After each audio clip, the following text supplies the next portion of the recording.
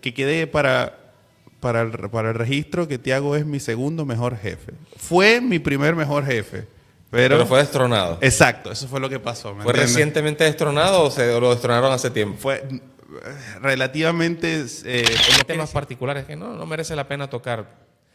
Pero que si me estás escuchando en algún momento mis ex jefes o algo sabrán a quién me estoy refiriendo, pero ahora uno entiende muchas cosas. Mira, después de muchos años, de tanta pelea, de tanto conflicto. Después que digamos. digas algo, aunque lo blipee, te va a después en la industria petrolera en general, yo siento que parte importante de la inversión que hacen, así como hacen inversión en desarrollo de mucho material cultural para la empresa, de tema de seguridad y de tema de calidad, creo que también una parte importante es el liderazgo. Empecé a sentirme como un muchachito y empecé a pedirle consejos y cosas. Ya como a media hora de llegar yo pidiéndole consejos, pero ¿qué hago si se presenta tal cosa? ¿Y qué hago? Y él se reía, él se reía, ¿no? Y me decía, tómalo con calma, eso es día a día atrás, hazle caso a tu líder, pues digamos, a tu líder, hazle caso, pégate con él, pero ellos Él saben. lo va a decir ahorita. Cuando cortemos, él lo va a decir. Ellos saben. Ido a Austin, que bueno, ya Austin es mentira decirlo, todos lo sabemos, estamos en otra zona, estamos en Greater Austin, ¿verdad? Okay. ¿Qué tal? ¿Cómo está todo? Y eso es como cuando en Tampa la gente en Saint Pete o Brandon dice que está en Tampa y está en el Greater Tampa, la misma situación. Okay. Así que estamos más o menos en la misma situación. Si estamos al norte de Austin, pero todo el mundo le dice Austin. Claro. Bien, todo bien. Me recibió bien Austin. Un poco frío, pero bien. Un poco bastante. Claro, justamente ahorita que estamos hablando, y de hecho en tu cámara se va a meter bastante eso, cayó la primera nevada de este año. Y a mí realmente, a mí cuando me vendieron Austin, me dijeron, a veces cae nieve, una vez cada 2, 3 inviernos te cae nieve. Así me lo vendieron. Entonces, no sé, el año pasado cayó nieve, este año cayó nieve, no sé qué tan cierto sea o es que yo tenga mala suerte. Bueno, fíjate que esta nieve está un poco más pesada de lo normal. Mi último encuentro con la nieve fue una vacación en Nueva York en el 2015. O sea que ya hace bastante que no veo la nieve. He estado puro en el trópico. Pero pues aquí fue como un granizo pequeño que cayó anoche. Pero ya el forecast dice que no va a caer más. Así que esto es lo que hay. A mi mujer ya le dije que baje a hacer Angelito ahorita porque no hay más tiempo. Igual no está para San Angelito. Igual creo que no está para hacer Angelito, aunque pudiéramos medir la dureza en el gras, en la grama o en la tierrita, quizás ahí está más suave que Sí, puede ser, ¿verdad? Sí. Pero en el asfalto está como cuando se hace la capa de hielo ya de una vez. Es como... No hubo esa transición entre la nieve fresca, puede ser por la humedad.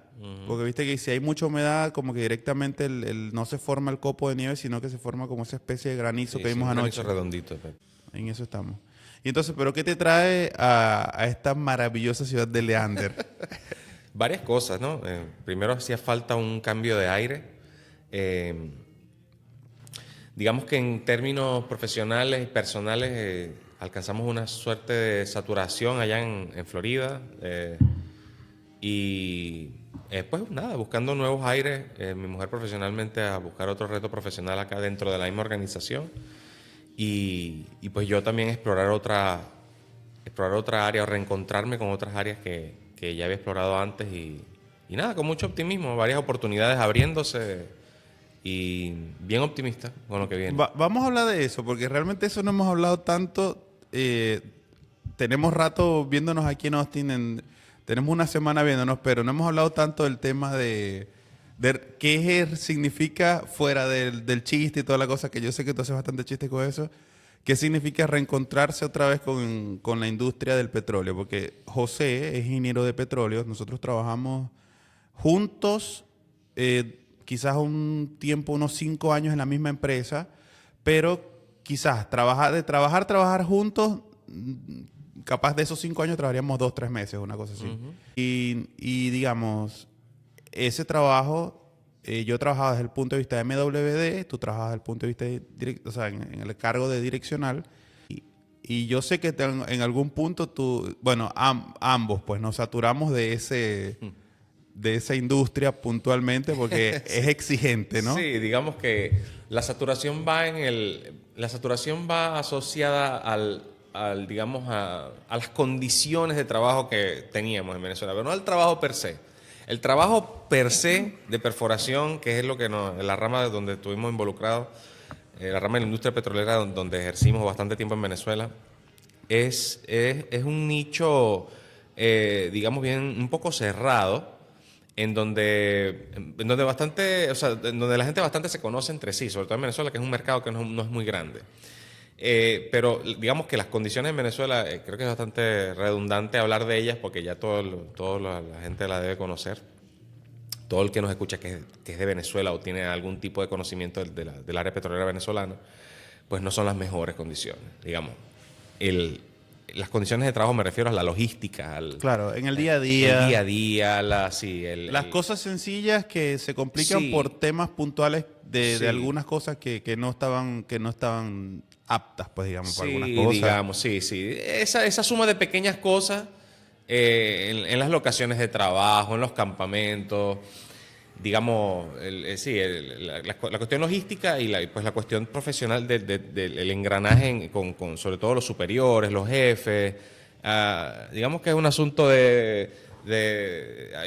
hubo muchas fallas durante muchos años, muchas falencias, muchas fallas, muchas deficiencias. Que no permitían quizás explotar el máximo potencial en mucha gente. Yo lo veo así. Claro. Y digamos que para la gente que no tiene, digamos, la fortaleza física para sostener deficiencias, no solamente de clima, sino de mal sueño, de una logística pobre, de que las condiciones de tu tráiler donde tú habitas durante tantas semanas sean, digamos, muy pobres, muy deficiente, pues entonces el aguante que se necesita físicamente mucha gente no lo tiene. Creo que yo entro en esa categoría, porque yo soy una persona que he tenido muchas cuestiones de salud, por ejemplo gastritis, cosas así, y pues las locaciones están apartadas de sitios donde pueden atenderte bien, donde pueden... Claro. Sí. Entonces todo ese tipo de cosas suman, digamos. Claro, para mí siempre, cuando ya una de las cosas, y eso es importante, porque una de las cosas que a mí más me pegaba, por lo menos previo a salir a que me iba a una operación, al campo, era como, ni siquiera era el tiempo que iba a estar fuera de casa, no era el trabajo tampoco, porque el trabajo es fuerte, pero el trabajo, o sea, tiene su ciclo también, ¿no? Es interesante cómo es desde que llegas hasta que tal y toda la cosa. Tiene su parte intensa, tiene su parte más suave, o sea, está bueno.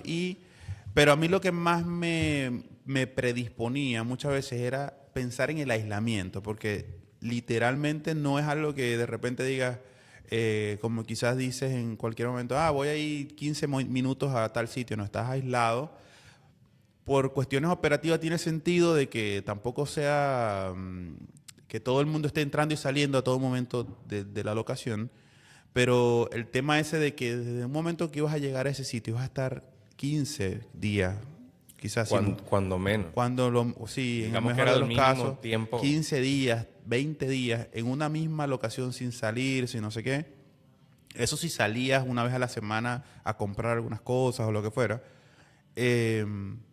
Pero si no era eso, pues era una especie de aislamiento que a mí esa era la parte que más yo siento que me predisponía. Sí, no, indudablemente. Sí, claro, a eso nos estamos refiriendo con las condiciones de trabajo. El aislamiento es muy duro. De hecho hay una especie de frase que usan los petroleros de campo que trabajan en operaciones en campo, que es lo más cercano a estar preso, pues digamos, lo más cercano a ser un reo.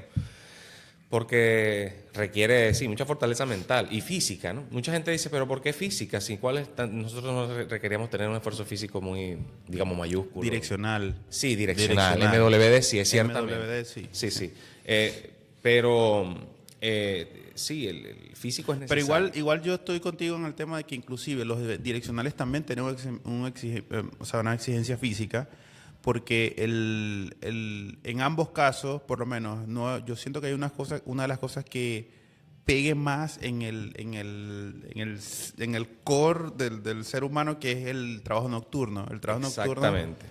es fuertísimo para el organismo también. O sea, no estamos desarrollados para eso y... Claro, mira, ve que vamos apilando una cosa sobre la otra, ¿no? Y ahí es donde yo digo, la suma de pequeñas cosas. Y muchas veces la gente no entiende que el trabajo nocturno mucha gente cree que está asociado a la experiencia. O sea, que cuando tú entras al trabajo operacional o de campo, pues cuando tú adquieres cierta experiencia, ya el trabajo nocturno se fue. O sea, Claro. no hay trabajo nocturno porque Claro, tiene no. siempre alguien de menor... No. Y no es así necesariamente, porque es muy dinámico. O sea, muchas veces teniendo 5, 6, 7 años de experiencia con cierto nivel, llega alguien que tiene 12, 15 a trabajar contigo, que es una persona que viene de otro distrito o una persona de mucha más experiencia que tú, que siempre va a haber alguien con más experiencia que tú. Y pues toma introspectivamente el lugar, la guardia diurna, y ya tú pasas a hacer entonces guardias nocturnas, quién sabe por cuánto tiempo. No, y el día a día de la perforación no permite tampoco que tú así estés de formato diurno, ¿no? Tú estés en el turno del día, no te permite tú evadir ciertas situaciones que suceden en la noche. Exactamente, que requieran tu presencia. Exacto. O que requieran alguna ayuda pues tuya, sí. Claro. Así es. Entonces tampoco escapas de esa forma. No. Y no te escapa el eventual alarma a las 2 de la mañana, no te... Claro, sí mismo es, sí señor. Que justamente ya sacamos las partes, vamos a decir, de dormir bien, de no sé qué. O sea, estamos sacando todo eso. Estamos sacando la parte de que si específicamente la zona en la que está tu taladro, hubo un corte no sé, de la comunidad y entonces no llegó el agua, por ejemplo. O sea, todo eso lo estamos sacando. Pero entonces después viene el trabajo directamente, que el trabajo viene a ser la otra parte que te exige físicamente también, inclusive el direccional, porque tienes que estar subiendo escaleras, tienes que estar bajando, tienes que estar chequeando, tienes que estar yendo hasta las bombas, tienes que estar viendo El clima, las condiciones climáticas en Venezuela son complicadas a veces. Cuando el verano está fuerte, el clima es muy fuerte en el día, el calor, muchas cosas. Sí, subir y bajar escaleras, pero escaleras bastante altas. Claro. Requiere un poquito de condición, pues. Entonces, lo que tú estás ahora empezando, tú tienes un tiempo que cortaste con ese negocio, vamos a decir, ¿no? Pero por otros motivos, tal vez, quizás, ¿no? También. Sí. O sea, y ahorita estás empezando a reconectar otra vez con el trabajo de direccional, petróleo. Sí, digamos que es más un tema de reconectar con el negocio de la industria, con la industria petrolera, pero con otra óptica, digamos, abierto a aprender nuevos, a involucrarme en nuevas áreas, no necesariamente perforación. Hay algunas oportunidades por allí abiertas que me interesan bastante, porque yo creo que el ser humano tiene que buscar siempre, nunca es tarde para aprender cosas nuevas, para involucrarse en nuevas áreas. Eso por una parte, y por otra parte, pues el tema ineludible, que va a ser ineludible en esta conversación en cualquiera que tenga dos venezolanos fuera del país, que es el tema migratorio. Obviamente hay unas oportunidades abriéndose que convendrían altamente a llevar a buen puerto el proyecto migratorio, digamos, personal y familiar nuestro. Y lo bueno también es que justamente en una zona o en un entorno como este, que quizás tienes la oportunidad, o sea, tienes todo el espectro abierto, están todos los frentes de todos los tipos de operaciones petroleras, también hay mucha más oportunidad de entrar en cualquier otra del negocio, en otras áreas del negocio, porque como tú dices, a mí me pasó, bueno, ve esto curioso, cuando yo estaba trabajando, yo tuve la oportunidad, yo me fui de trabajar en campo, en MWD. Yo realmente estuve un periodo antes de salir del negocio de MWD, yo me fui a un intermedio en el que trabajaba en algo relacionado con operaciones, pero en el taller, ¿te acuerdas? Que era, vamos a decir que era del área de mejora continua, que ahí trabajé con Tiago, hicimos varios proyectos y ahí conocí a mi segundo mejor jefe hasta hoy. Esto no lo voy a cortar que quede para el registro que Tiago es mi segundo mejor jefe. Fue mi primer mejor jefe. Pero fue destronado. Exacto, eso fue lo que pasó. ¿Fue recientemente destronado o lo destronaron hace tiempo? relativamente... O no quieres decir el time frame preciso exacto, para no meterte en problemas. Exacto, no, pero lamentablemente. Bueno, Ok. pero tuvimos una muy buena experiencia de desarrollo de soluciones de mejora continua en Venezuela. Y Venezuela era un diamante en bruto para este tipo de oportunidades, para buscar oportunidades de mejora continua, porque Claro, había, vamos a mucho decirlo, que mejorar. no, vamos a decirlo de la forma más política, sería, había muchas oportunidades de demostrar tus capacidades de optimización de procesos y mejora continua y todo lo demás.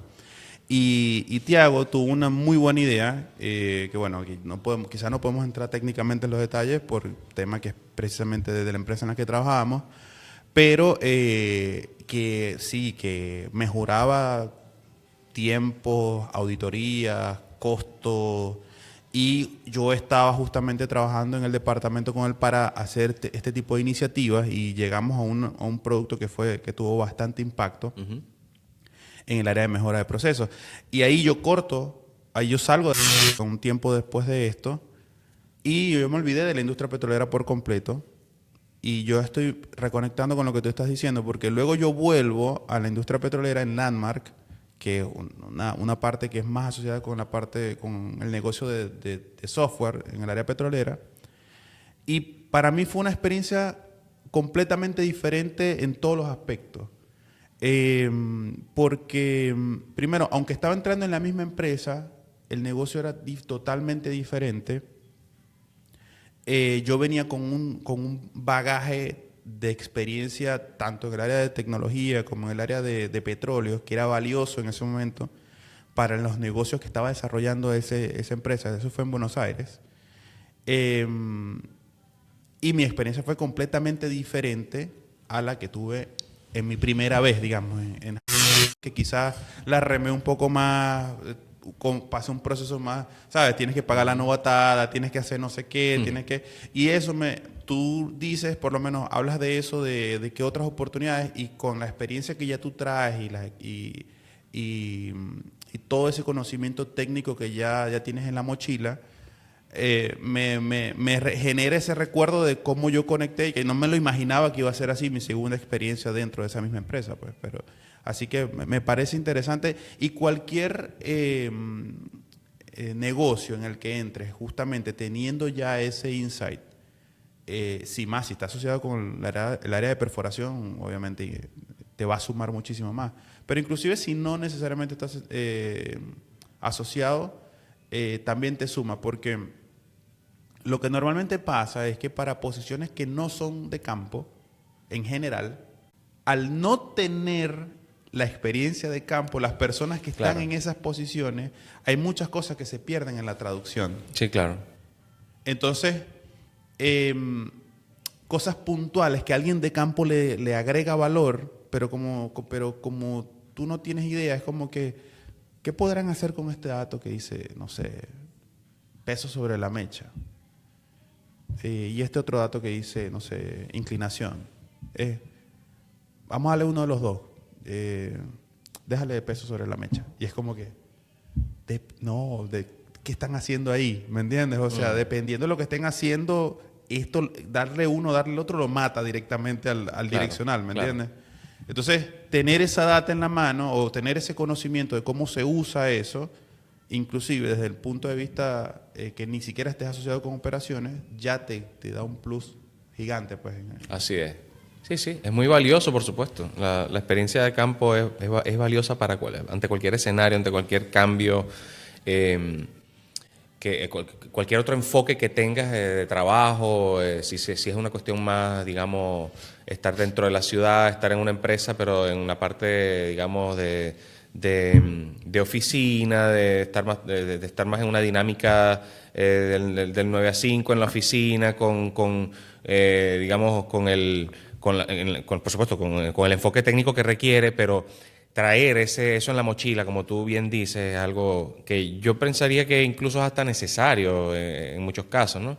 Fíjate que ahora que hablamos de ese tema, recuerdo que digamos, trae a la memoria uno algunas cosas del pasado, de trabajo operativo en donde tú te bochabas, como decía mi papá, chocabas digamos, con superiores, con jefes, con coordinadores que no traían ese bagaje operativo que ya tú estabas amasando durante mucho tiempo y Claro. se notaba mucho, digamos, Claro. lo necesario que era eso para tú moralmente tener los quilates para asumir una posición un poco con más fuerza y que el trabajador se sienta un poco más inclinado, no a obedecer, sino a respetar la decisión o la recomendación de un superior, ¿no? Eso es algo que en la parte de industria petrolera se ve bastante, ¿no? El traer un bagaje técnico te da más fuerza a nivel gerencial, a nivel corporativo. Claro. Y es lo que termina pasando. Normalmente, si tú te pones a analizar, la gente que más crece técnica dentro de la industria petrolera, que eso no sucede en muchísimas otras áreas de ingeniería, por ejemplo. Normalmente la gente que crece es la gente que estuvo en operaciones en algún momento también. Sí. Si te pones a ver los managers Y hay otra gente que quizás también se adapta muy bien, porque eso es lo que tú dices. Yo siento que aporta, pero si tú tienes la visión de entender que como hay cosas que tú no entiendes, yo siento que es como, tú tienes que hacer un step up. Es como, ok, yo no entiendo esta industria, o yo no entiendo esta área, ¿qué es lo mejor que yo puedo hacer? Pararme en la posición y decir, no, esto se hace así porque yo lo digo, sin yo saber realmente, me pone en una posición muy indefensa frente a mi equipo inclusive. Y lo que tú dices, normalmente la gente que gestiona equipos de perforación, más que jefes, los que gestionan esa parte operativa, más que jefes, yo siento que son soporte, o deberían ser soporte. Y quienes asumen ese rol de soporte antes que el de jefe, es lo que tú te das cuenta dentro de los niveles de liderazgo, que son los que avanzan también más rápido, Sí. porque se entienden con su equipo. Se ganan más la confianza del equipo, sin indudablemente. Exactamente. Y ese es el tipo de jefe que tú nunca que te llama, no sé, a los 15 días de haber salido libre, o las 10 días de haber salido libre, y te llama, mira, te necesito un par de días antes, y ese es el jefe al que quizás tú le vas a tener ese tipo de concesiones puntuales también, porque tú vas a decir, no, este tipo, en el momento que yo necesito que meta la mano, el tipo mete la mano o me ayuda con este tipo de cosas. Sí. Que es a diferencia muchas veces, y eso es lo que pasa, y eso pasa en todas las industrias, te voy a decir. Cuando las industrias técnicas, hay muchas industrias técnicas que diseñan los liderazgos para que tengan un perfil técnico también. Es decir, tú no puedes liderar un equipo ejemplo, de software, te pasa también. O hay diferentes estilos. O sea, hay empresas en las que no importa cuál es el palo de donde viene el líder. Es como, yo tengo managers de equipos de software que pueden que no sean programadores. Hay empresas que lo deciden, ¿eh? Yo no tengo ese feature instalado en mi proceso de adquisición de empresa, de personal. Pero como no tienes esa requisición, no tienes ese feature, el manager tampoco se ve obligado a forzar la vara en tomar decisiones técnicas, porque él dice, a mí no me contrataron como un líder técnico. Así es. Y eso está perfecto. El problema está cuando tú tienes un guidance de cuál es el perfil técnico que va a tener tu liderazgo. Las dos son igual de válidas. Y por algún motivo hay un breach en esa cuestión. Porque entonces el líder, aunque no sea técnico, se siente en la necesidad de tomar decisiones técnicas, aunque no tenga las herramientas, ¿entiendes? Y eso te genera otros problemas, pues, porque terminas tomando decisiones, termina abriéndose la puerta para que se tomen decisiones que no son las mejores, porque simplemente la persona que está tomando la decisión no debería estar tomando la decisión. Es lo que podría pasar. Esto es una cosa que pasa, pero también hay gente que es muy viva, que es muy, en el buen sentido de la palabra, y es como que, bueno, yo no tengo las herramientas técnicas, ya entré en esta posición que me requiere, mira, me pongo las pilas, hago el step up y agarro poco a poco lo que necesito que tengo que tener, o lo que creo que tengo que tener. Sí. Porque capaz no lo tengo ahora, pero, o sea, yo tengo 12 años, 15 años de experiencia en general de este tipo de tecnología o lo que fuera, yo puedo agarrar eso en 6 meses, puedo agarrar esa capacidad, pues, o obtener esa fortaleza, digamos, ¿no? Eso en la industria petrolera también sucede todo el tiempo, porque yo digo que justamente en los que conectan o los que trabajan directamente con los operadores de campo, como sus roles de habilitador, tienen que tener ese componente o esa experiencia técnica para poder hacer su trabajo bien. O sea, eso es indudable. Claro, el corazón del trabajo es lo técnico. El dinero se produce en el campo. Los números con los que el coordinador, digamos, de nivel medio alto va a la gerencia de más arriba y satisface a la gerencia con sus logros a nivel administrativo, a nivel estratégico, digamos, del negocio. Eso se alimenta de abajo, por supuesto, que ese es el tema. Se alimenta de la operación que está en el campo. Entonces, eso, indudablemente que en el término de la industria petrolera, cualquier otra industria, digamos, de manufactura, de energética, es necesario que haya ese balance en donde la gente que representa al cuerpo operativo, al team operativo, tenga la capacidad de amalgamar bien con su team, con su equipo a nivel de campo para satisfacer. Muchas veces ellos se centran más en satisfacer hacia arriba, digamos, satisfacer lo que se requiere de ellos a nivel gerencial, que no está, por supuesto, mal, está muy bien, pero tiene que haber un balance, indudablemente. Tiene que haber un balance y eso te permita, digamos, tener una gerencia más smooth, más tranquila en todos los niveles. Eso es necesario, es muy necesario en la industria petrolera, por experiencia. Tú lo puedes decir por experiencia igual que yo. Me gusta cómo nos fuimos hacia el lado del liderazgo, porque realmente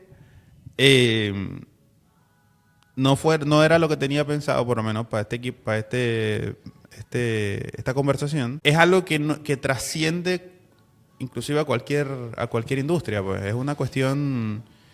Y por ejemplo, que fue la empresa en la que trabajamos los dos, tiene una particularidad que, a diferencia de otras industrias, yo creo que no necesariamente por ser, no sé si voy a tener que blipear cada vez que diga la palabra, entonces no voy a dejar de decirla pero la industria petrolera en general, yo siento que parte importante de la inversión que hacen, así como hacen inversión en desarrollo de mucho material cultural para la empresa, de tema de seguridad y de tema de calidad, creo que también una parte importante es el liderazgo.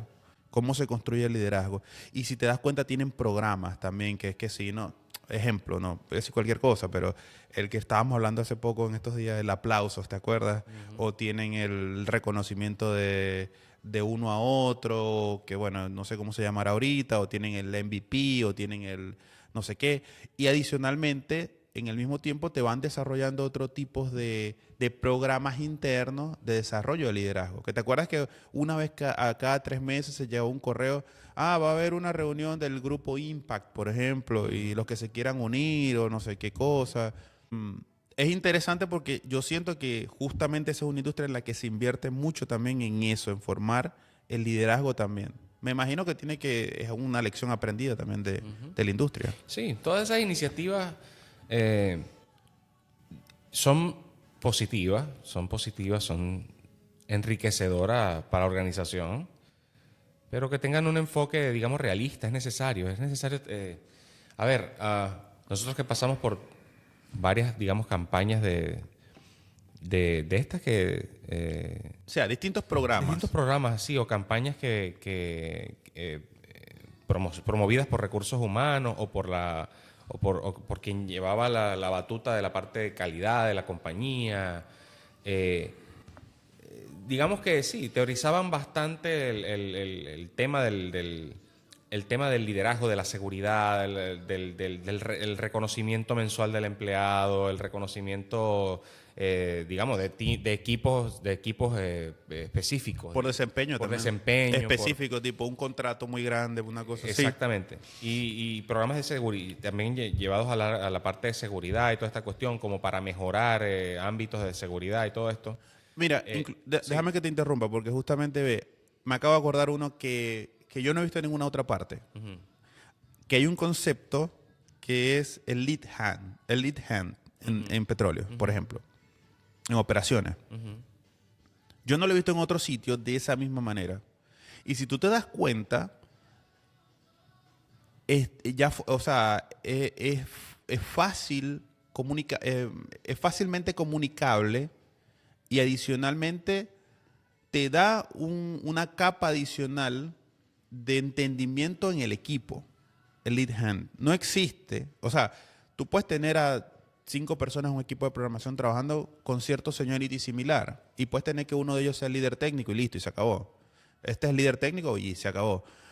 Pero después de eso, vas a tener ingenieros interactuando en el día a día y la responsabilidad del liderazgo se lleva más de una forma individual. Tipo, bueno, yo estoy haciendo esta tarea, en esta yo En soy... esta, yo eh, particular, yo soy exacto, el que tiene más responsabilidad pero en la sobre industria el asunto. petrolera, para explicar más o menos el concepto de lo que se hace, es que en una operación hay por lo menos, para una operación específica, hay 2 o 3 ingenieros. De esos 2 o 3 ingenieros va a haber uno que va a ser lead. Lo que normalmente pasa es que está bien claro quién es el lead. Normalmente. Porque normalmente no se machean normalmente 3 ingenieros del mismo seniority en un campo, no sé. No se envían 3 ingenieros de 20 años de experiencia a menos que estemos hablando de una operación muy delicada o en la que se requiere específicamente.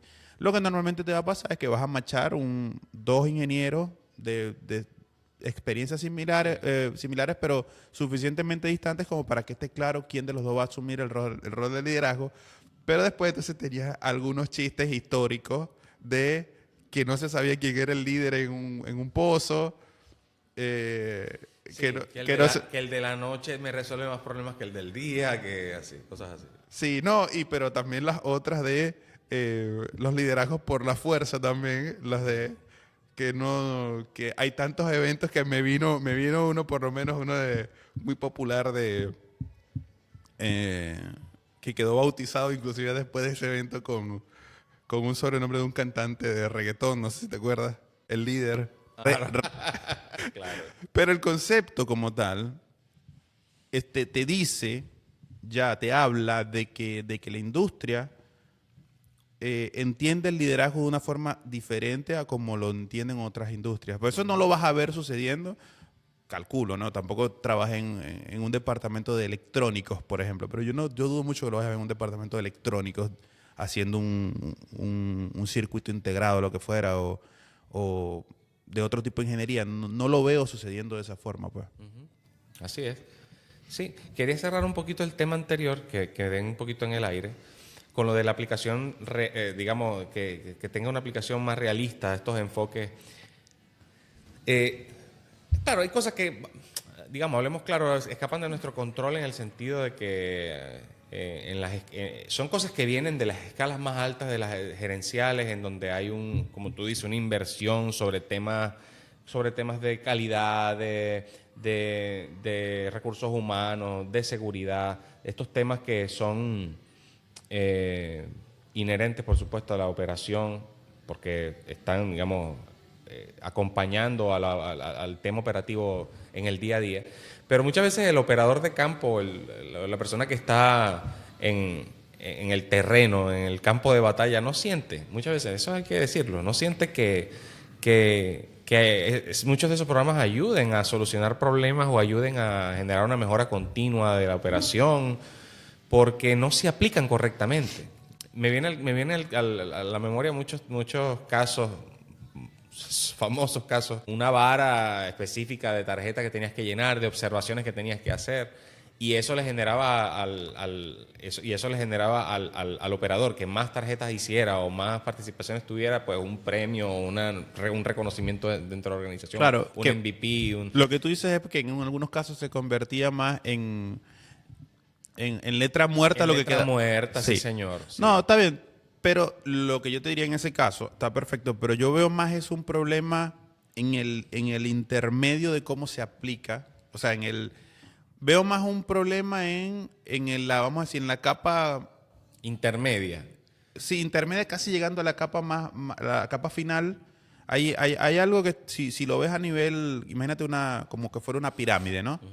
Es como en algún punto sobre o sea, la base está perfecto, tal, tal, pero en un punto cercano al tope de la pirámide ahí, hay una falla ahí de comunicación Sí, o señor. o de cómo se transfiere ese concepto, ese principio, ese principio cultural Sí, sí. para la organización, que quizás es el que está fallando ahí, ¿me entiendes? Pero el concepto está perfecto. Es un tema que, Indudablemente que sí, es necesario.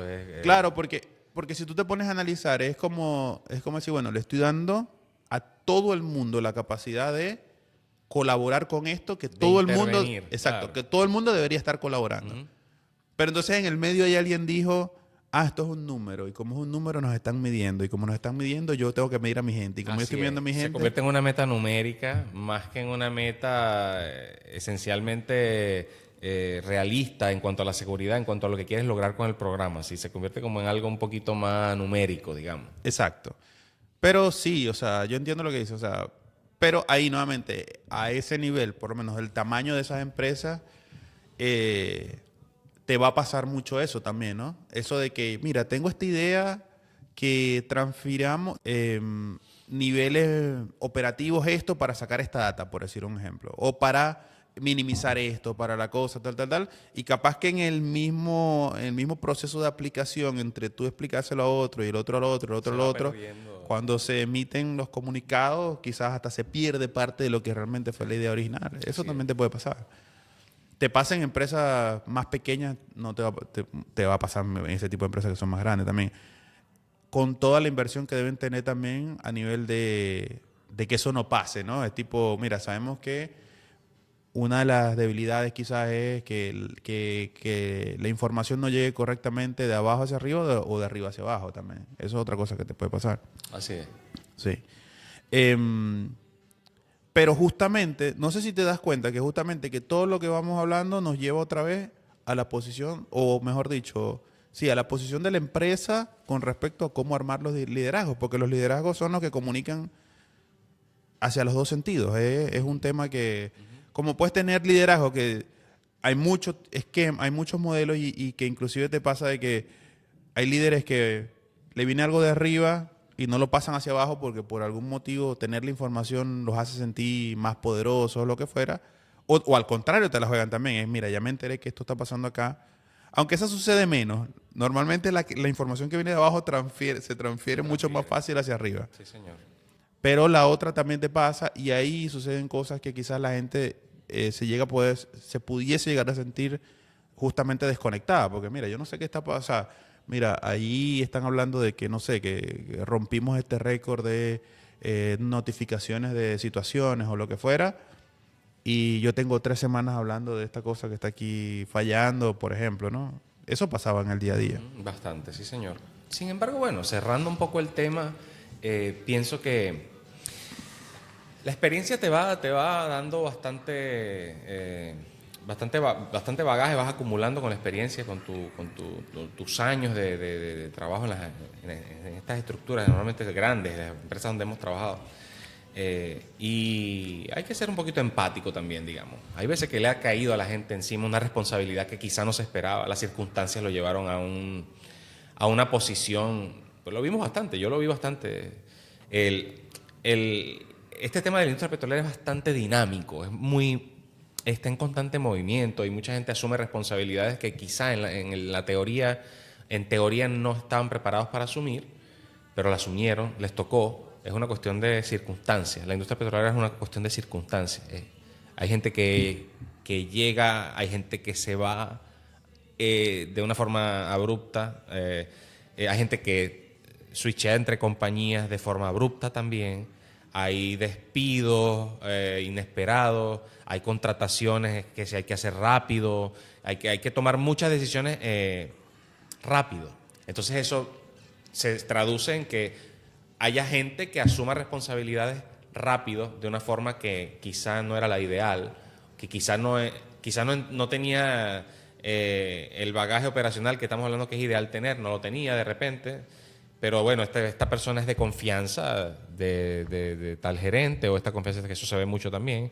Tienes que tener un personal de confianza para ciertos campos. Muchas veces el cliente con el que tienes que lidiar tiene una relación más allá de lo profesional, o que es hasta incluso personal, con algún gerente de mediana monta, o de mediano lugar en la organización, y ese te conviene colocarlo porque va a tener una mejor relación con el cliente. Todas esas cosas, cuando uno va madurando en edad y en bagaje profesional, uno se da cuenta que eso es la vida real. La vida real es mucho de relaciones humanas, y hay que entender también. Muchas veces en el fragor, en el calor del trabajo, uno no se daba cuenta de ese tipo de cosas. Ese tipo de cosas se te van, digamos, se te va abriendo la mente en ese tema. Es cuando vas avanzando en edad, vas avanzando en conocimiento y vas avanzando en experiencia. Hay temas particulares que no merece la pena tocar, pero que si me estás escuchando en algún momento mis ex jefes o algo, sabrán a quién me estoy refiriendo, pero ahora uno entiende muchas cosas. Mira, después de muchos años, de tanta pelea, de tanto conflicto. Después que digamos. digas algo, aunque lo blipee, te van a poder leer los labios también. Así que no. Pero estoy hablando bien de ellos más bien. O sea, que uno bueno, va entendiendo algunas cosas, y uno, ¿sabes? Va asumiendo las cosas de otra forma, ¿sabes? No, pero si quieres decir un nombre, dilo. ¿sabes? No es necesario, no es necesario. Yo no tuve muchos jefes, pero ellos Él saben. lo va a decir ahorita. Cuando cortemos, él lo va a decir. Ellos saben quiénes son. No, tú sabes que estabas comentando algo ahí del dinamismo de los movimientos internos, Sí. o cómo pasan las cosas. Sí. Y inclusive, considerando eso, la misma industria petrolera también tiene otra cosa que me acaba de venir también, que no se compara con por lo menos la industria del software, por ejemplo, que es que yo siento que cuando un ingeniero de software entra a un equipo, así sea, esté saliendo de la universidad, el comportamiento es como el de el bebé de jirafa, ¿viste? Que el bebé de jirafa sale, la cría de jirafa nace y ya está buscando. O sea, así es el ingeniero de software. Llega a un equipo y automáticamente se le da una tarea. Es una tarea que tiene la misma importancia que cualquier otra, que quizás lo único que se pondera es que, por lo menos, si la tarea está estimada para terminarse en una semana, se considera que si se le está dando a alguien nuevo en el equipo, que va a tener que aprender ciertos procesos antes de poder resolverlo, le va a tomar, en vez de una, le va a tomar 3, por decir un ejemplo. O quizás más. No se está esperando que él cumpla con un deadline tampoco. Es como que tú lo que quieres, cuando él termine esa primera tarea, él ya va a tener suficiente conocimiento para estar integrado dentro del equipo. Es como en la industria petrolera no existe eso. En la industria petrolera es el flujo de entrar trainee casco verde, que es lo más parecido al bebé nuestro. O sea, en la industria de software es como un bebé de jirafa, en la industria petrolera es como un bebé nuestro literal, el hijo tuyo que lo tienes que agarrar los primeros, 3 meses, y lo tienes que agarrar de la mano, y le tienes que dar la comida, y le tienes que... Pero es algo cultural que está bien también hasta cierto punto, porque en la industria petrolera un error directamente te puede mandar a un hospital. Entonces, tiene sentido que tengas ese proceso de acompañamiento. Claro. Pero no sé si tú quisieras hablar de cómo se maneja el tema de los trainees o algo así, que des detalle, porque yo lo conozco, pero quisiera, no sé, que tú me hablaras de ese tema, del tema de los trainees y cómo se maneja eso. Que también tiene que ver con liderazgo también dentro de la industria. Bueno, el tema es bien marcado. Empieza por el casco, la indumentaria. en el taladro saben quién es desde que llega. Sí. Es un asunto de que... Es medio carcelario. Lo que pasa es que, claro, no es natural. Es medio, como dirían los gringos, overwhelming, ¿no? Cuando una persona nueva entra en un ámbito operativo, es bastante... Impresiona mucho, pues, la infraestructura. Tú lo estudiaste, conoces la teoría, quizás fuiste a una visita técnica alguna vez en la universidad, pero es muy distinto cuando vas con una responsabilidad ya operativa en tus primeras de cambio y entras a ese mundo que, digamos, es impresionante, ¿no? En cierta medida, en cierta forma, ¿no? Porque los taladros son estructuras enormes, la responsabilidad que vas a tener de manejar equipos que son de altísimo costo, Claro, pero La tecnología que está involucrada con eso, todas tantas cosas con las que tú te encuentras y llegas, entonces es natural que en la locación, sin tener el casco verde, sepan quién es el nuevo porque estás poco temeroso, es normal. claro, pero explica el concepto Sí. de trainee, de trainee. ¿Qué es el trainee No, en la industria petrolera? Yo me acuerdo que cuando yo fui a mi primer experiencia de casco verde fue de químico. Yo empecé por el área de fluidos de perforación. Y yo me sentía muy confiado de la parte teórica de las cosas, pero cuando iba en la camioneta con el gerente, porque fui con el gerente de fluidos en su misma camioneta me llevó, empecé a sentirme como un muchachito y empecé a pedirle consejos y cosas. Ya como a media hora de llegar yo pidiéndole consejos, pero ¿qué hago si se presenta tal cosa? ¿Y qué hago? Y él se reía. Él se reía, ¿no? Y me decía, tómalo con calma. Eso es día atrás. Hazle caso a tu líder, pues digamos, a tu líder. Hazle caso, pégate con él. Lo que tú dices es la analogía que tú acabas de dar es la perfecta. Es el bebé, porque ya nace, tiene que dar tumbos. No es como nosotros que nacemos y nos cargan. El bebé jirafa tiene que dar tumbos desde que nace con sus 4 patas, pues nadie lo va a cargar. Nadie lo va a enseñar a caminar. Es igual. Nosotros sí tuvimos quien nos enseñara a caminar en los taladros, en las locaciones, pero... Claro, pero hay una época, perdón, Sí. hay una época en la que literalmente eres un bebé en el taladro. O sea, Sí. eres literalmente tratado como... Y eres tratado, ese es así Exacto. mismo decir, y eras tratado como tal también. Exacto. Y pues eso se presta para otras cosas, por la cuestión criolla del bullying y la cuestión, tú sabes. Pero bueno, si vas con buenos valores de casa, con los pies sobre la tierra, no va a tener problema. Porque siempre va a haber, aunque sea uno que te va a guiar bien, que te va a tratar bien, las malas experiencias se van a tener desde el día uno, pero siempre hay alguien con el que uno puede contar, siempre. Me pasó que llegué a una locación en esto de fluidos de perforación y empecé a notar las malas actitudes de mucha gente desde el primer día, pero hubo un tipo que no era el lead, era el segundo del lead. Yo era el tercero, era el segundo. El tipo me ayudó bastante y se lo agradezco mucho, me ayudó bastante, me tuvo paciencia. No es fácil, es muy duro. Es muy duro encontrarte con cosas nuevas, con responsabilidades tan grandes de entrada y bueno, es bastante duro, pero bueno, son experiencias de la vida, pues. El trainee pasa por muchas cosas. Claro, lo que yo te decía que lo describieras es porque justamente quizás la gente no tiene en la mente la cuestión Sí. de lo marcado que es. Por ejemplo, tú entras a una locación petrolera y está la empresa de fluidos, está la empresa que tienen una Sí. indumentaria, tienen unas bragas de un color. Sí, son la muchas em- empresas conviviendo entre sí. Exacto, hay una empresa que tiene unas bragas de la empresa, su logotipo y sus cosas son azules, las otras son rojas, las Sí. otras son naranjas, las otras son tal cosa. Los cascos son blancos, los cascos son rojos, los cascos son azules, Naranja. lo que sea, naranja, perdón.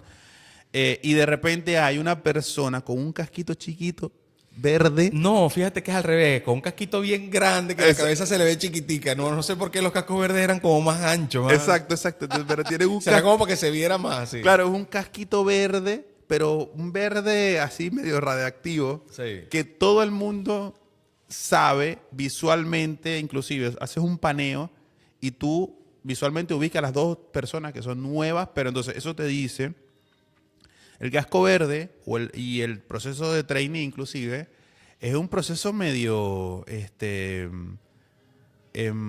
perder el casco verde es un proceso inclusive dentro de tu aprendizaje y tu crecimiento.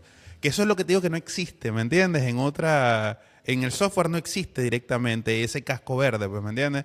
Pero yo me acuerdo que inclusive había un momento en el cual tu jefe te decía, dame el casco verde. Claro, yo creo que es un tema de riesgo también. O sea, el riesgo que está involucrado en una locación petrolera de cualquier tipo, porque es que hasta en las de producción, en cualquiera, no solamente de perforación, es muy alto. Claro. Los riesgos a los que están expuestos. Necesitas saber, necesitas identificar y a distancia quién es el novato, quién es el que Claro. no sabe, quién es el que está empezando. Entonces eso es, por supuesto que en una mesa de, Claro, porque de no es lo cuatro, mismo. de 4 programadores no es tan necesario. Claro, no, Digamos que los riesgos físicos no son ni No, inclusive cercanos, nada. tienes otros niveles de defensa en el caso de que alguien esté haciendo alguien nuevo que no deba, pues es tipo, Claro. bueno, ya yo sé cuál es el flujo que va a cumplir lo que él está haciendo antes de saber si lo que va a hacer rompe algo. En este caso era tan gráfico como que de repente paneabas así y de repente ves a alguien solo en una esquina con un casco verde por allá solo. Es como que ¿qué estás haciendo? O sea, era como cualquiera te llamaba, ¿qué estás haciendo ya? Era increíble, ¿no? Cómo funciona el sistema. Creo que todos pasamos por el tema del tornillo rosquín, ¿no? No, de eso hay 900 temas de que si el tornillo de rosquín, Sí. tráeme el malacate. Tráeme el malacate. Necesito que me traigas el malacate, sí. Necesito que me traigas el malacate o necesito que... Es como una iniciación ahí medio... o sea, es un proceso de iniciación en el cual... yo no diría que es lo suficiente... de hecho, yo no sé si esto sucede en otras partes del mundo tampoco. O sea, yo no sé si esto sucede como sucede en Venezuela, porque en Venezuela es un proceso de iniciación que no solamente que vas a tener el casco verde, sino que te incluye esa capa adicional de reto personal, porque en ese momento que estás entrando, te estás aislando de todo el mundo. Estás en un sitio con un poco de gente que no conoces. Vas a estar allí durante un mes, después vas a descansar 5 días y vas a estar otro mes afuera. No conoces a tus compañeros. Un par de personas quieren aprovechar, porque esa es otra cosa, que quizás si a alguien le hicieron durante su tiempo, proceso de novatada, le hicieron cosas malas, entonces creen que eso es lo que hay que hacer con los demás también. Es como que, no, esto viene con la definición del cargo de nuevo, hay que hacerle esto. Eso a mí me parecía también loco, que la gente aprovechara la oportunidad de quemar cosas personales que le habían pasado también en esas cosas. Es indudable Sí. que te termina pasando. Se veía mucho eso, sí, señor. Y el tema del trainee es un tema largo si seguimos, porque te vienen a la mente muchas cosas, ¿no? Qué risa lo del malacate. A mí me pasó, no lo del malacate, pero me pasó lo del rosquín. Me pasó lo del rosquín y subí a la planchada a buscar y le pregunté a la gente por el tornillo de rosquín. A mí me pasó. Eso le pasó a todo el mundo, pero a mí, especialmente al tornillo de rosquín, yo fui víctima del tornillo de rosquín. Pero sí, es lo que estábamos hablando de los riesgos. Y está el otro tema de la necesidad. Es un tema de necesidad, ¿no? También. Yo pienso que en Venezuela, como quizás de repente pasa en otros distritos, en países que están en vías de desarrollo o que digamos, el tema burocrático quizá para tú enviar a alguien a campo es quizá más leve o más o sea, menos fuerte, digamos, menos estricto. Pasa que también es eso, un tema de necesidad de que necesito que se curta rápido una cantidad de gente porque es tan dinámico el tema de que los contratos, digamos, los amplían de repente.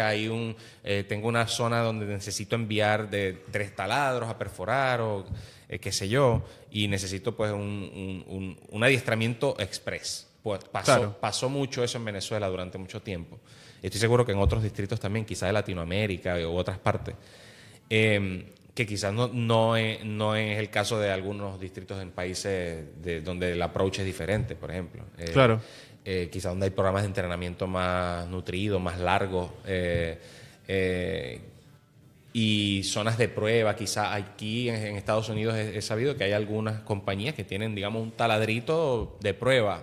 Un taladrito de escuela. De escuela, esa es la palabra que estaba buscando, exactamente. Un taladrito de escuela, pasa mucho con otras áreas también, en donde van y hacen programas de entrenamiento diseñados para que ese tema de la novatada se pague un poquito más rápido en el campo, pues pase un poquito más rápido. Claro.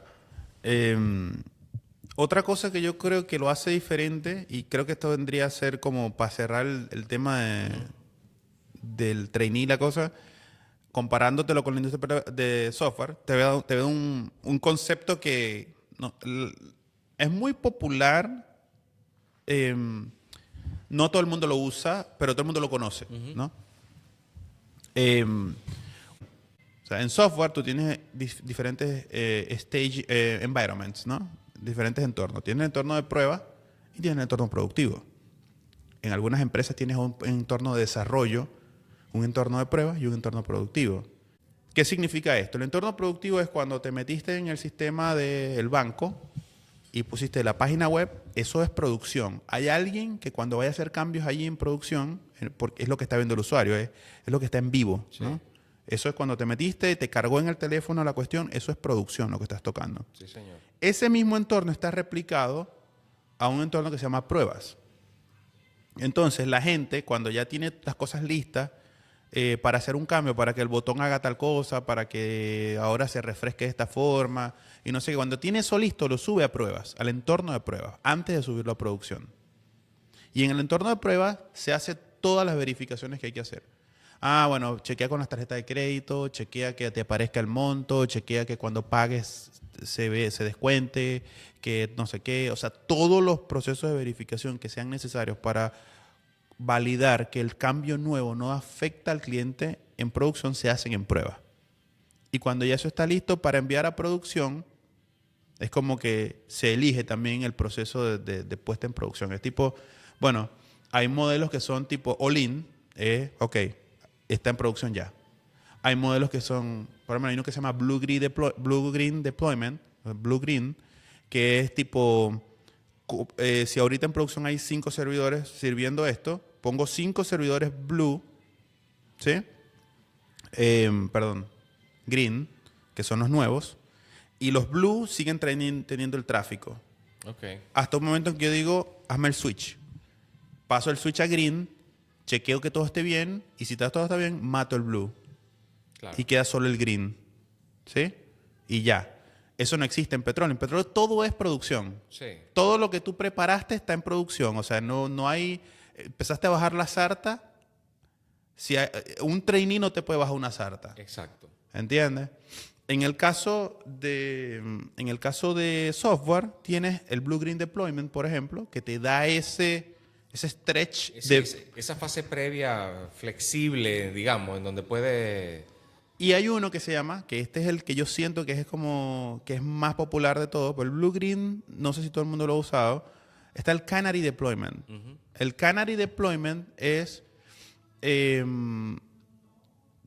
mismo ejemplo que te estoy poniendo. Tienes 5 servidores, quiere decir que tienes un tráfico de, vamos a poner un número cualquiera, 1000.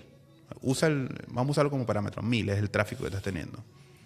1000 requests por minuto, 1000 usuarios conectados, lo que sea, como quieras llamarlo. Tienes el tráfico de 1000, Canary es un 1 o 2%. Entonces, tú puedes, del tráfico normal, tú puedes crear una pequeña instancia que va a recibir 2, 3, máximo 5% del tráfico. Y a través de ese 5% del tráfico, tú vas a ver si lo que está recibiendo ese tráfico tiene errores. Justamente en los casos que tú tienes que validar. Y adicionalmente tú puedes hacer pruebas sobre esa infraestructura. Haces el Canary, ves que todo está bien, que ese 5 o 10% está haciéndolo, 2 3% está recibiendo el tráfico correctamente, no hay errores, no sé qué. Procedes entonces a tirar toda la infraestructura nueva y empezar a pasar tráfico a la infraestructura nueva. Uh-huh. ¿Entiendes? Eso no existe en petróleo. No existe, la sarta está lista, toca fondo, perforamos 10 pies y después vemos si la cambiamos. No existe. ¿Entiendes? Claro.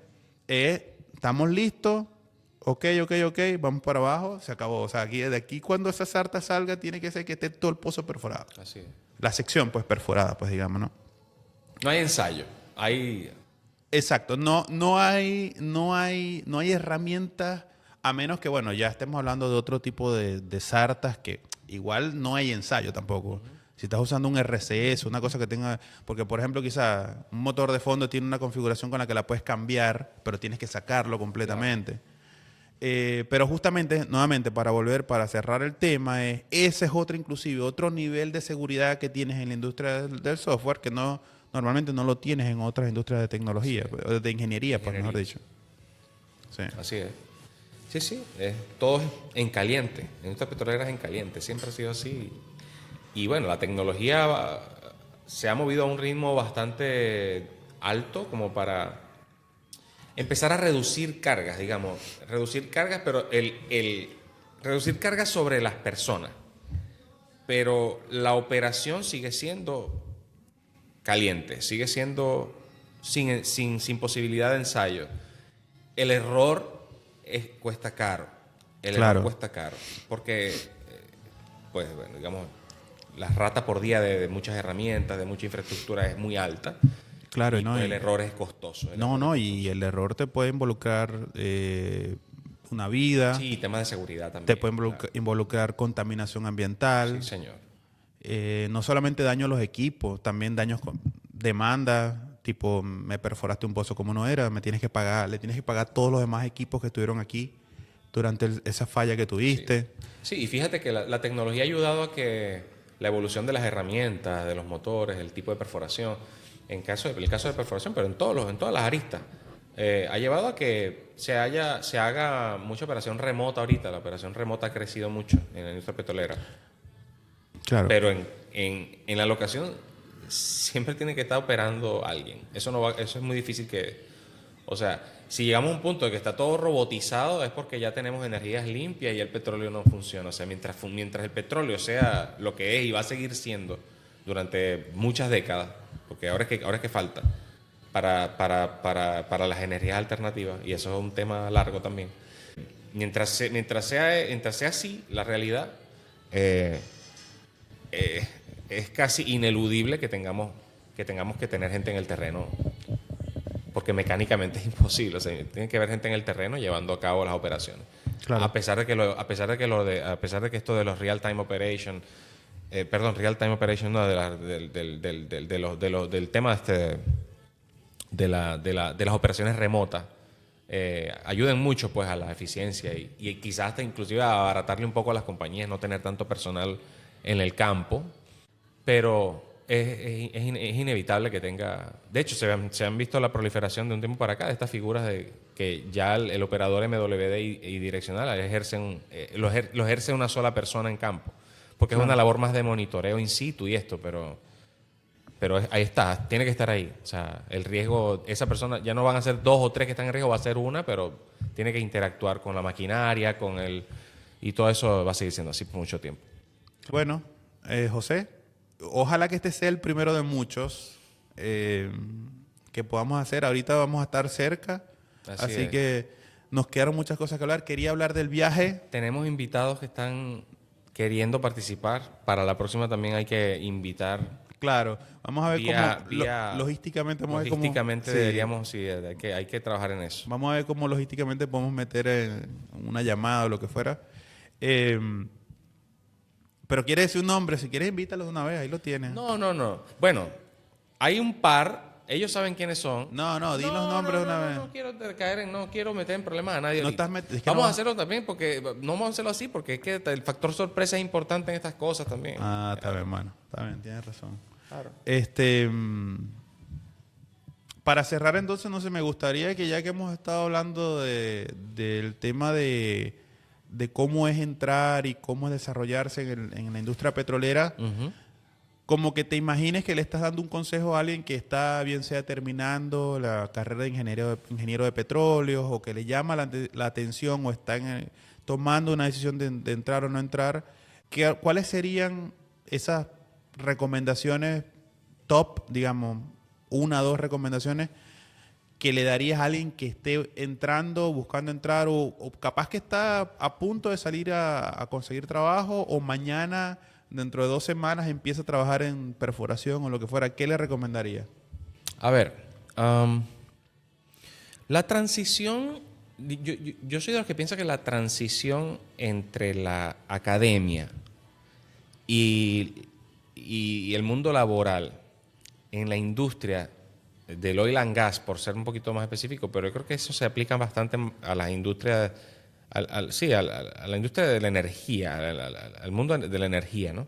Yo creo que la transición de lo académico a lo laboral no es nada sutil, es de las menos sutiles que hay.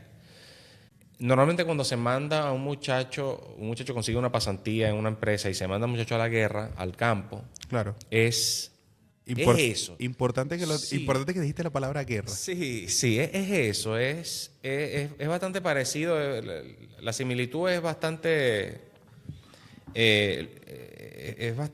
acertada con lo militar. Yo creo que es una similitud bastante válida porque el tema jerárquico en el campo Sí. es muy marcado. Lo venimos hablando, ¿no? Claro. El trainee, el del medio. Ve que hablamos de estructuras marcadas, ¿no? Claro. El del Hablamos de trainee, pirámide. el del medio, el de arriba, el que está arriba del de arriba. Entonces te vas a la oficina y está el jefe máximo, el gerente de país y todas esas cosas, ¿no? Claro. Es bastante piramidal o jerárquico. Sí. Entonces, ¿qué consejo puedo yo dar? Yo puedo dar en base a la experiencia y en base a experiencias ajenas también. Pero centrándome en la mía, yo diría que, a ver, esa rebeldía que trae uno de la universidad o esa... Mucha gente que... Porque vamos a asumir el supuesto de que es un muchacho un joven que se preparó bastante bien y académicamente fue brillante y por eso una compañía lo jaló rápido y entró, no le costó nada conseguir trabajo. Vámonos por ese supuesto. Claro. Normalmente cuando uno viene de la universidad con esos laureados, digamos, la rebeldía está allí, pues la rebeldía. El ímpetu. El ímpetu, exactamente. El ímpetu está presente y es prácticamente inevitable. Bueno, eso, el primer consejo de entrada que yo le doy a una persona que está empezando es eso, tratar de guardárselo en el bolsillo lo más posible. Lo más Claro. posible. Yo sé que es complicado, porque la juventud a veces no ayuda, pero lo más No, posible. no te ayuda si por lo menos vienes, como tú dices, Sí. en ese caso que tú estás planteando, que traes una preparación de Sí. ingeniería y estás y entras de golpe y lo primero que ves es que no necesariamente lo que vas a empezar a hacer es cosa de ingeniería tampoco. Exactamente. Sobre todo en la perforación. La perforación tiene mucho eso. Eso es un buen punto de acá de tocar, pero la perforación tiene mucho eso, que los que hemos trabajado años en esta industria, sabemos que hay un componente, de repente suena un poco raro, pero hay un componente de arte, puede ser. O sea, es una cosa que evoluciona muy rápido, ¿no? El tema operativo en cuanto a cómo atacar una situación específica. Esa situación específica se puede atacar de una forma hace 10 años, ya ahorita es una forma muy diferente de atacar un problema. Hay problemas que se solucionan de forma distinta muy rápido. Claro. Entonces, ese dinamismo de la industria, o de la industria del petróleo básicamente, y específicamente de la industria de la perforación, requiere que tú entres con el ímpetu bajito. Ese es el primer consejo que yo le puedo dar a una persona que esté empezando. El ímpetu y la rebeldía bajita. Bajita. Es muy jerárquico todo lo que tú quieras, pero es escuchar al superior. El superior, el que te está entrenando en la locación, el que te está aconsejando en la locación, el que te está guiando en el taladro, donde sea que estés, porque no solamente es perforación, pero donde sea que estés, déjate guiar. Claro. Escucha, sé atento a todo lo que te dicen, anota, escribe las cosas, si eres de estas personas que necesitan... Claro, por lo menos ahí... Sí, es un consejo básico que estoy dando, ¿no? Pero es que es básico, pero es que es muy importante. Y diste varios ahí en eso que dijiste, porque justamente ese de anotar, el de anotar fue uno de los primeros consejos que a mí me dieron cuando yo entré. Lo dijiste y me resonaste en una cosa en el hipotálamo. Tú sabes cómo yo soy con ese tipo de cosas, que yo tengo muy buena memoria en esas cosas. Y a mí uno de los mejores consejos que me dieron en la industria no fue con buena intención necesariamente, no fue, vamos a decir, con el mejor de la didáctica, de la pedagogía, lo que me dijeron, pero me lo dijeron, pero me resonó y lo entendí al momento. Fue todo lo que te expliquen, anótalo. Sí, sí. Es que lo de anotar en la industria petrolera no pasa de moda. Eso. Fíjate que hay muchos elementos digitales, electrónicos, pero es que hay una cosa que es el kit del petrolero de iniciación, que es el casco verde, y ¿qué es lo otro? El Tally. El Tally Book. Sí, el Tally. El Tally, que es ese librito delgado. De bolsillo. De bolsillo. Es, digamos, el ABC. Ahí ese es tu compañero. Entonces, Claro. ahí hay que anotar. Todo hay que anotarlo. Hay que escuchar al superior. Hay que hacer mucho caso a niveles, diría que hasta sí, como un padre y un hijo a ese nivel. Tú sabes que es así. me acabas de Es así, recordar. es que las similitudes están claras desde que estamos desde hace rato hablando lo de que es el trainee, ¿no? Claro. El trainee es un niño, estás empezando. Olvídate de la universidad, no es que te olvides, pero sí vas a aplicar cosas en la universidad, pero esto es algo totalmente nuevo Claro. y peligroso. Tienes que tener eso, la seguridad es muy importante en la Claro. industria petrolera. Sí. No, está buenísimo.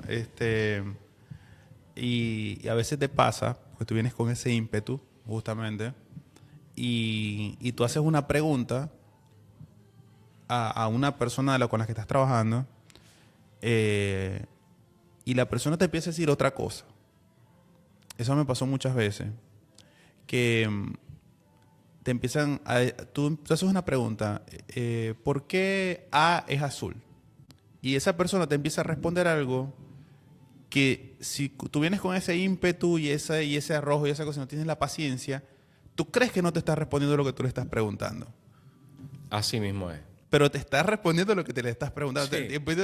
¿Por Sí. qué A es azul? Y él te empieza a decir, tú sabes que hace como 3 años nosotros estábamos corriendo un pozo de no sé qué y nosotros vimos que las herramientas que estábamos usando... Y tú dices, eso no fue lo que te pregunté. Y no, sí, eso fue lo que tú le Sí. preguntaste. Y él te está dando 5 capas de contexto adicionales para que a ti te quede claro por qué A es azul. Así es.